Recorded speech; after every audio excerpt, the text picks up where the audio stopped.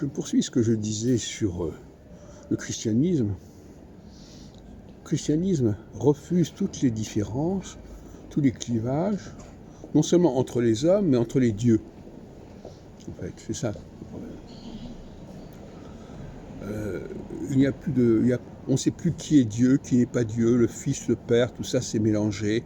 Le Fils est à la fois le Père, etc. Et puis alors on ne sait plus qui est juif, qui n'est pas juif, qui est chrétien, etc. Donc finalement, une espèce de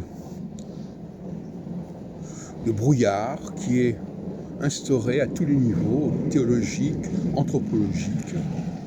Il y a une perte des repères, même au niveau de la hiérarchie des dieux, la hiérarchie des hommes, dans la verticalité, et dans l'horizontalité aussi, de toute façon, puisqu'il n'y a pas de verticalité sans horizontalité, puisqu'il faut déjà distinguer les choses. Et c'est le mot subversion que j'ai entendu ce matin à propos de l'épître aux Galates, enfin dans ce qu'a dit le pape François dans son homélie, je ne sais pas comment on dit ça. Voilà, on nie les différences. On nie les différences entre les dieux, les différences entre les hommes. Le Dieu originel, c'est la même chose que le Dieu qui a créé notre monde.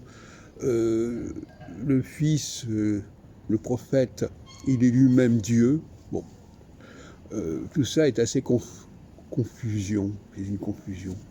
Et puis alors donc, effectivement, il n'y a plus d'hommes et de femmes, il n'y a plus, par le baptême, par la grâce du baptême, tout ça disparaît.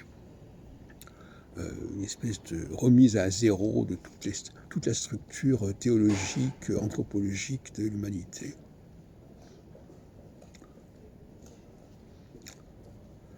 Et c'est peut-être ça qui est fascinant. Je pense que c'est une religion qui s'adresse surtout aux personnes qui sont tout en bas, quelque part, et qui disent que ce qui est en haut n'existe pas, qu'il n'y a pas de haut et de bas.